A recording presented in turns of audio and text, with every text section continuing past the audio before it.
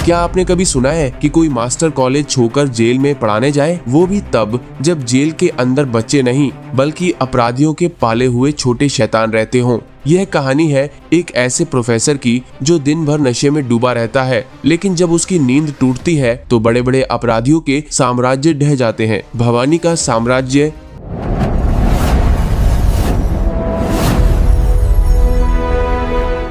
कहानी शुरू होती है भवानी से, एक ऐसा इंसान जिसके लिए कानून सिर्फ एक कागज का टुक्का है। भवानी का बचपन आग और खून के बीच बीता, इसीलिए बड़ा होकर वो खुद एक हैवान बन गया। उसका धंधा बहुत खौफनाक है। वो बाल सुधार गृह के उन मासूम बच्चों का इस्तेमाल मर्डर और तस्करी के लिए करता है जिन पर पुलिस हाथ नहीं डाल सकती। भवानी ने इन बच्चों के हाथों में कलम की जगह नशा और चाकू थमा लेंगे।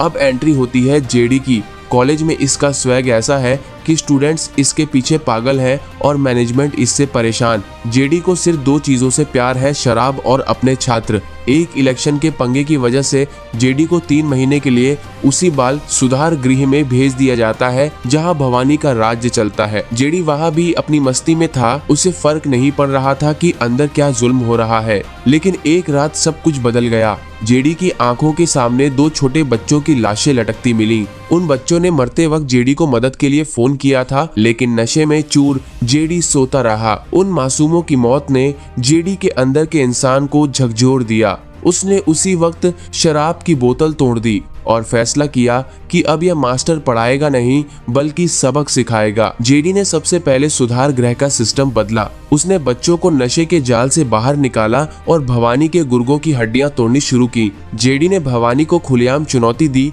कि वो इन बच्चों का इस्तेमाल अब और नहीं करने देगा। भवानी ने जेडी को डराने है के लिए उसके दोस्तों पर हमला किया, कॉलेज के स्टूडेंट्स को निशाना बनाया, लेकिन जेडी अब एक मिशन पर निकल चुका था। आखिरकार जेडी भवानी के उस अड्डे पर पहुंचता है जहां से सारा काला कारोबार चलता था। एक तरफ वो ताकत थी जिसने बच्चों को कसाई बनाया और दूसरी तरफ वो मास्टर था जो उन्हें फिर से इंसान बनाना चाहता था। दोनों के बीच एक खूनी लड़ाई होती है। जेडी भवानी को उसी के अंदाज में खत्म करता है और उन बच्चों को उस नर्क से आराध कराता है। फिल्म खत्म होती है एक कड़वे सच के साथ। जेडी उन बच्चों को बचाने के बाद खुद पुलिस के सामने सरेंडर कर देता है, क्योंकि कानून की नजर में वो भी अपराधी था। यह कहानी सिर्फ एक मास्टर की नहीं बल्कि उस बदलाव की है जो एक इंसान की कोशिश से आ सकता है। कहानी कैसी लगी कमेंट में जरूर बताना और फॉलो करना मत भूलना।